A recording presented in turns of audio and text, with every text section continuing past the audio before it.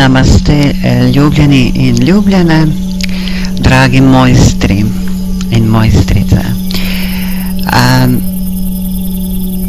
Mnogi se sprašujemo, zakaj je zunanji svet takšen, kakršen je. Največkrat je v bistvu občutiti, slišati iz vseh teh nekih pogovorov ogromno krivde in obsodbe. Ker na nek način v zadnjih desetletjih je ta ideja o zunanjem ogledalu, ki zrcali našo zavest, dostikrat napačno predstavljena in v bistvu naj bi bila osvobajajoča, je postala v bistvu obremenjujoča. Nekatere stvari zunanjega sveta se reflektirajo, torej v naših reakcijah na neke določene dogodke, ki lahko nas spominjajo na neko nerazrešeno stvar v nas. Vendar, če gremo k samim koreninam, torej, od kje smo mi? To je tisto pomembno, da bi vedeli in znali se v bistvu obnašati in delovati v svetu, v katerem smo. Zelo pomembna stvar je v bistvu, odkje je človek. Po vseh svetih spisih več ali manj, kjer ni popravkov, kjer niso izbrisani, v bistvu se govori, da je človek od zgoraj, da je človek iz nebes. Ne da je potomec tistih, ki so prišli, torej Anunnakijev in raznih zvezdnih bitij, temveč da je človek unikatno bitje, kjer združuje Boga neskončno zgoraj z neskončnim spodaj, torej s popolno tisto neizrekljivostjo, ki jo je težko opisati in udejaniti v bistvu skozi besede, skozi pisanje. Lahko gre samo skozi spoznanje in čutenje. Torej, mi smo tukaj, prišli smo od zgoraj, torej iz same esence naše, in smo tukaj utelešeni. Ta svet, torej ta pojavnost, ta fizični svet, ni naš avtohtono gledano. Torej, mi nismo narejeni iz zemlje, niti naša telesa niso narejena iz zemeljskega prahu. Ta svet je svet tistih, ki so ta materialni svet, torej predvsem matrico, torej sam 3D svet ustvarjali in oblikovali po njihovi volji, in največkrat to ni bilo v skladu s kozmično voljo, torej z voljo v bistvu neizrekljivega. Ta bitja, ki so ustvarjala ta svet, nekaterih poznamo kot Anunnakije, nekateri jih imenujejo reptili, demoni, kakorkoli. Poznamo fizična bitja, torej bitja, ki so ustvarjala ta svet, ki imajo tudi fizična telesa, prav tako, oziroma v večini pa imajo astralna telesa. Ta bitja so zelo potrpežljiva, to je njihov svet. Oni poznajo ta svet, ker so ga stkali v vsakem gnostičnem besedilu.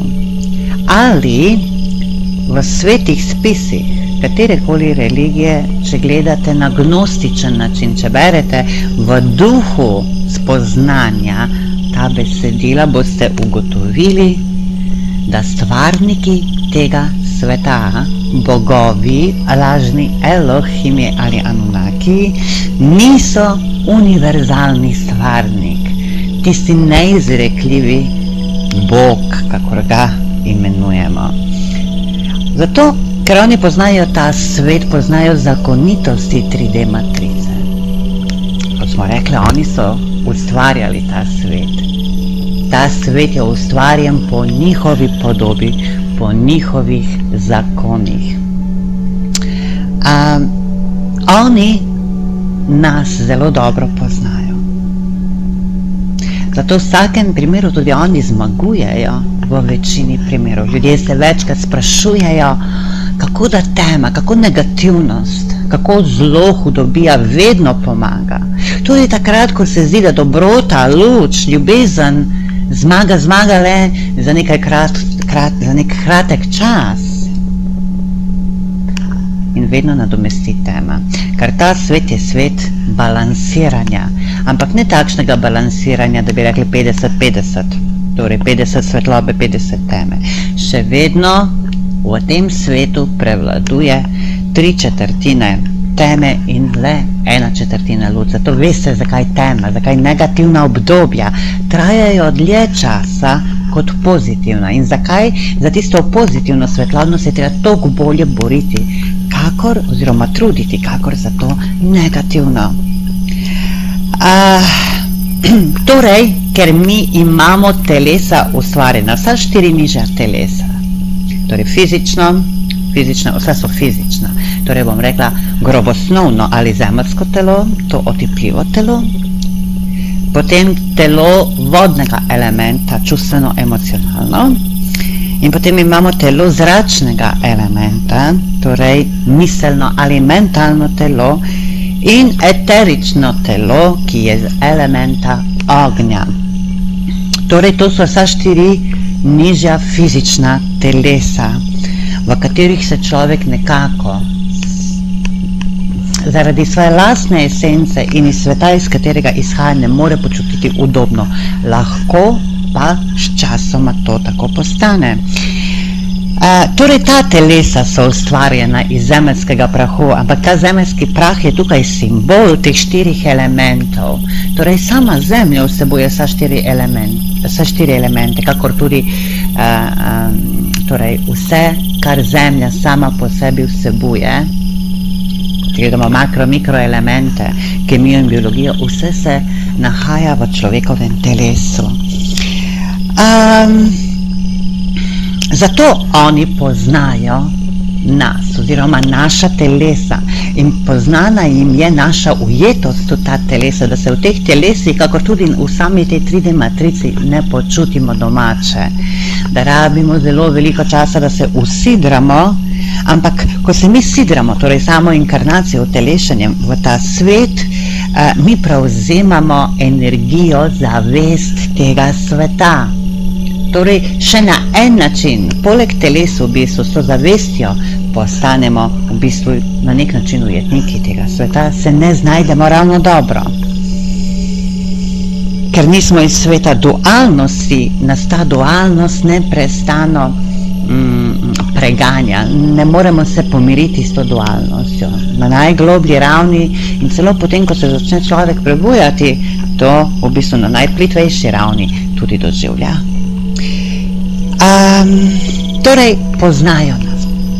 Že toliko in toliko, na tisoče in tisoče let se utelešamo tukaj. Oni so včasih bolj aktivni v nekem periodu, v drugem periodu so umaknjeni. V preteklosti vemo, da so celo v času Egipta, potem Sumerije, Mezopotamije, v času stare Kitajske, stare Indije, oni hodili med ljudmi in se pretvarjali, da so bogovi stvarniki. Pravzaprav, da so oni tisti, ki so odloči, ampak ravno po njihovih dejanjih, torej vojne bogov, prizarja, da ta bitja so bitje dualnega sveta, da to nima nič z neizrekljivim bogom, s tistim, ki je večen in popoln. In to vidimo ali v Svetem pismu, ali v vedskih spisih, katerokoli religijo, katerakoli ustna izročila domorodcev vzamemo, torej zgodba je vse posod ista. Evo, ravno zaradi tega, ker oni nas tako dobro poznajo, lahko nas uspejo zavesti. Ta svet je njihov svet in to je treba sprejeti. Zakaj smo pa mi tukaj? Mi smo po volji svojega lastnega notranjega jaz sem prišli sem, da tisto, kar je se ločilo od enosti, se povrne nazaj. In to se lahko skozi človeka, ki je multidimenzionalno bitje, kar nek angel ni. Recimo, kar nekateri duhovi luči in popolnosti niso multidimenzionalna bitja, so samo v nekih določenih dimenzijah. Človek pa dve skrajnosti združuje, torej popolno tisto, neizrekljivo večno pleromo, do te zadnje popolnoma zemeljske, najgostejše in vse, kar je vmes.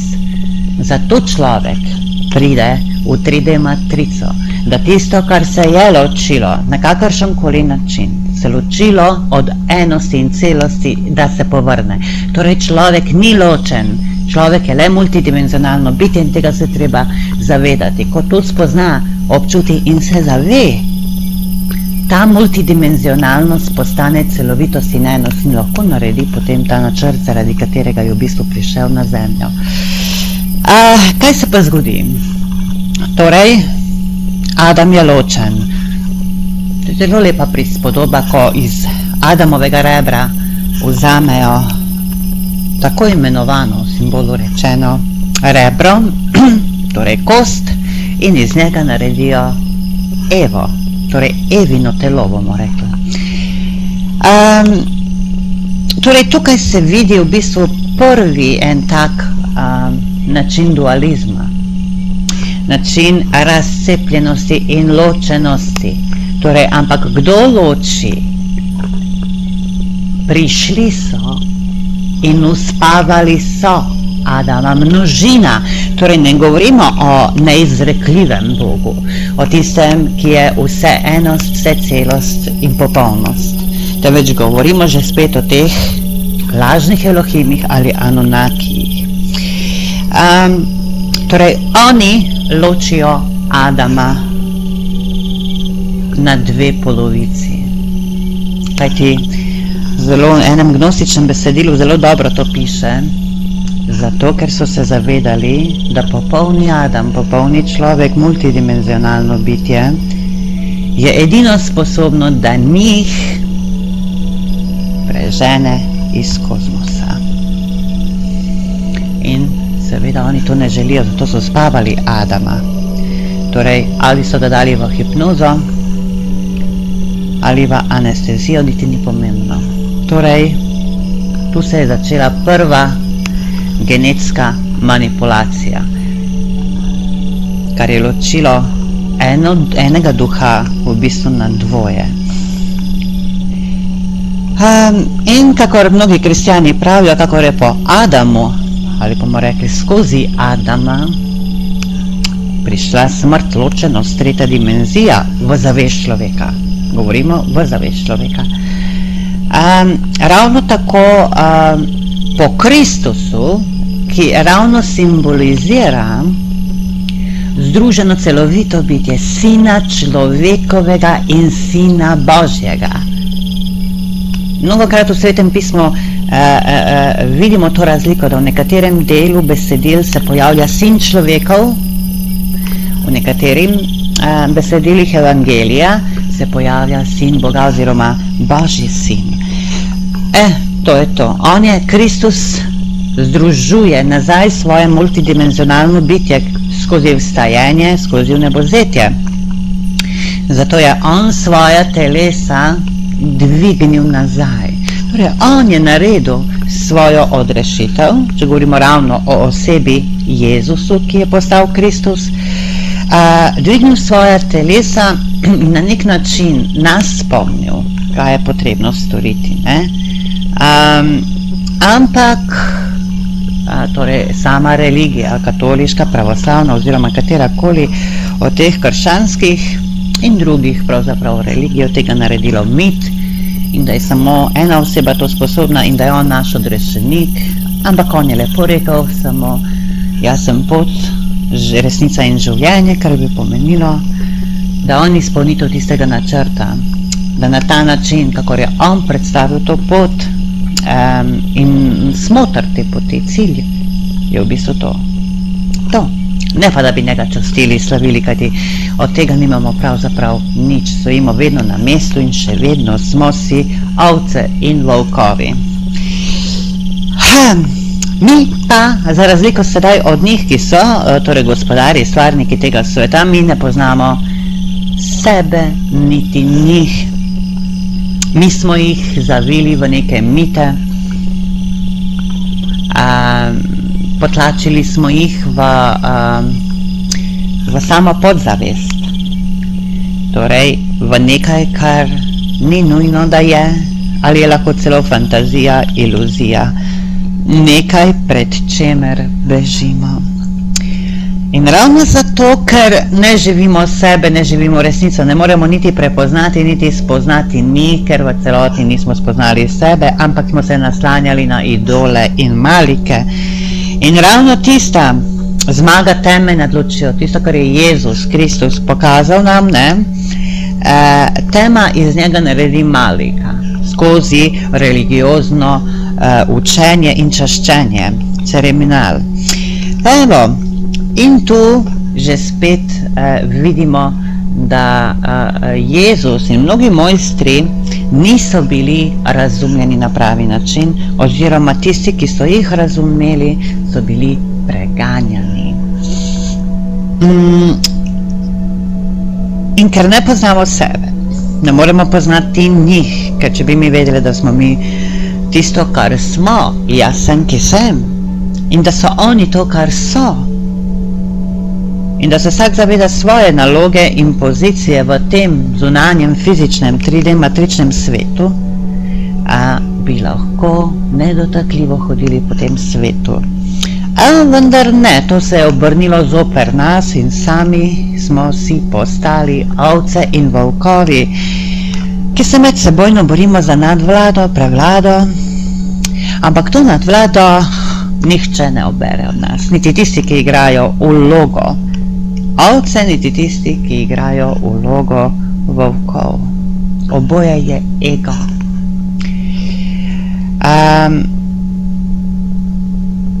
Seveda, to ne more obrati, torej vladar postati, ne more človek, ker ne pozna niti sebe, niti tega sveta in stvarnosti. Najboljši poznavalci so pa vsekakor vladarji ali stvarniki tega sveta, saj to je njihovo ozemlje, oziroma si ga lastijo, ker ga preustvarjajo po njihovi svobodni volji.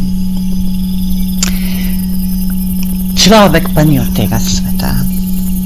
Človek je tudi sveti esenco, iz katere prihaja in s katero je vedno v enosti. Nikoli si, dragi mojstri, ne dovolite, da bi vam kdorkoli rekel, da ste ločeni od Boga, od enosti, od celosti.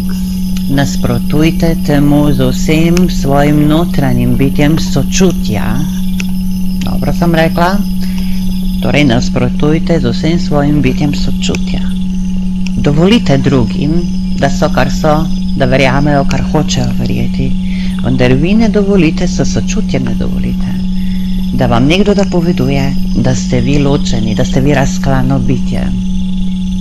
Torej, utrjujte svojo enost in celovitost, ker to je esenca človeka. Zato sedaj vemo, odkje je človek, kaj je človek, kdo je človek oziroma katero ime ima. Jaz sem. Zato človek spozna, da si ne more pomagati z orodjem zunanjega sveta, saj vse tisto, kar je resnično učinkovito, že nosi v sebi. In smo že spet pri samospoznanju, pri potrebi, da spoznamo, kaj je tisto učinkovito. Kaj je tisto učinkovito, da bi lahko živeli resnično sebe in svoje življenje v popolni svobodi, ljubezni, sočutju in razumevanju. Tega nam nihče ne more odkriti. To je pot vsakega posameznika, kajti vsak je celovito, zasebno, individualno bitje, ki je popolni izraz neizrekljivosti. Zatorej zunanje ogledalo, ki sem ga prej že omenjala, je laž, je iluzija. Kar glejte se v to ogledalo in boste non-stop zrli in zaslepljeni boste ostali od tega ogledala in kamor se ne boste premaknili. To ogledalo je ogledalo iluzije, ne resnice. Kakor karma. Neprestano delajte dela karme in boste vedno na karmičnem vrteljaku. Kdo bo z njega prišel dol, ko se vse hitreje in hitreje vrti?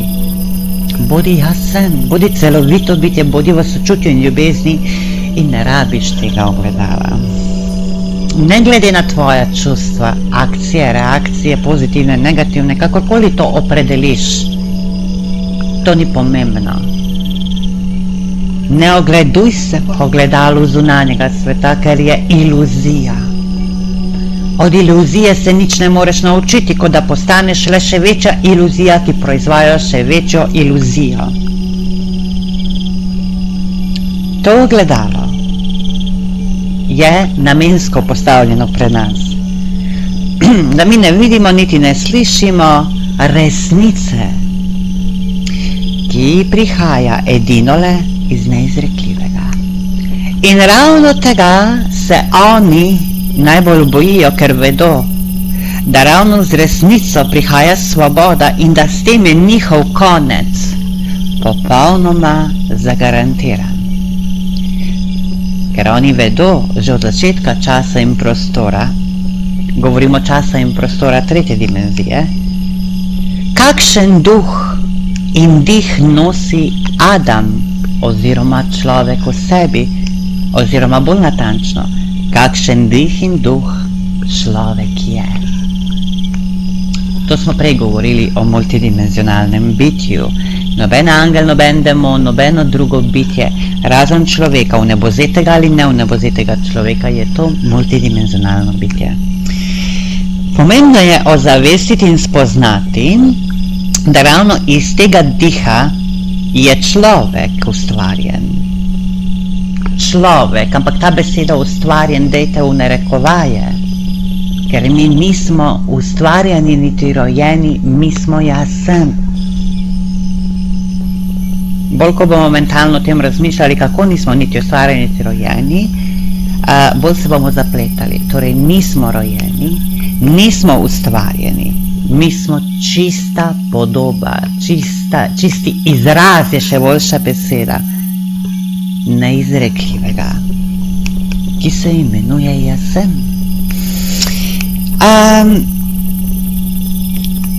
Zato človek ni iz zemeljskega prahu ustvarjen, je pa iz tega zemeljskega prahu ustvarjeno človekovo telo oziroma telesa, kot smo prej omenili.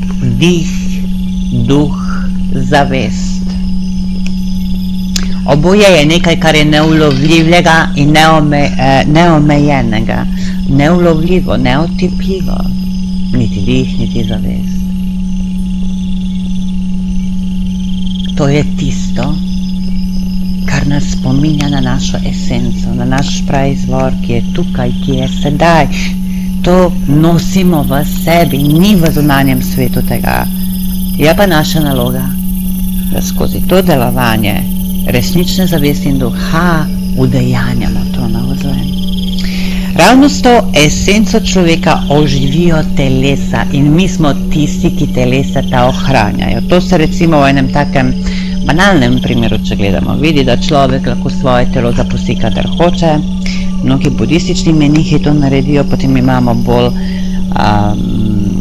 primere samoumora, torej človek lahko konča svoje življenje, oziroma ne konča svojega življenja, temveč zapusti svoje telo na takšen ali drugačen način, čeprav to ne odobravam, torej pot samoumora. Ampak sem želela samo pokazati, torej, da človek ni telo in da človek ni narejen iz zemeljskega prahu.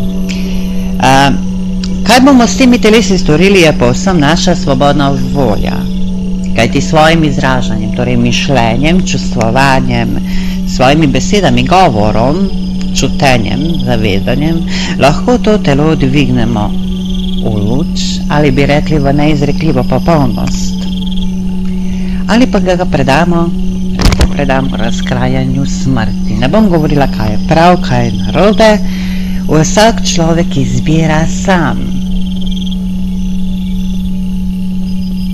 A vendar tisti človek, ki zre znotraj sebe, v najvišje predele samega sebe, seveda bo udejanjal to prvo. tisti, ki ni spoznal sebe, ali sploh nima namere spoznavati samega sebe, pa se bo predal razkrajanju, smrti. In to je en veliki dol za verne in neverne, ateiste, teiste, agnostike. Le tisti, ki so v agnostičnem duhu misli, torej samo spoznani, se ne bojijo smrti. Torej, evo, tu so nekako v grobem postavljeni v bistvu razlogi, zakaj oni zmagujejo in zakaj zmage v kolektivnem smislu ni na naši strani. Posamezne zmage se dogajajo in vse več jih bo, a vendar mase oziroma množice se morajo ozavestiti. Ne preko učiteljev, ne preko mojstrov, vsak je sam tisti, ki mora to spoznati. Namreč nič prebranega, slišanega vas ne bo zadovoljilo. To zadovoljstvo ali pomiritev duha, uma traja le nekaj časov, nekaj mesecev, let, kakor pri komu, potem to za človeka rata zopet iluzija. Zakaj? Ja, ker nima žive izkušnje in nima na čemu temeljiti svoje vere v tisto, kar je slišal ali videl, prebral. To je tisto. Resnični napredek v duhovnem in kakršnemkoli smislu se udejanja le skozi izkustvo in tako tudi ohranja, in na tem izkustvu lahko temeljimo nova spoznanja in nova izkustva. Torej, pomembno je, da se zavedamo, da smo mi multidimenzionalno bitje, da vsak od nas je celosten, neločen od izvora, od neizrekljivega, da vemo, od kje smo, da vemo, kdo smo, kakšno je naše ime, zakaj smo tu, in da se ne ogledujemo v zrcalu iluzije. To zrcalo iluzije je lahko kdorkoli in karkoli iz zunanjega sveta. Zunaj ni resnice. Resnica si ti. Torej spoznaj to resnico. Namaste.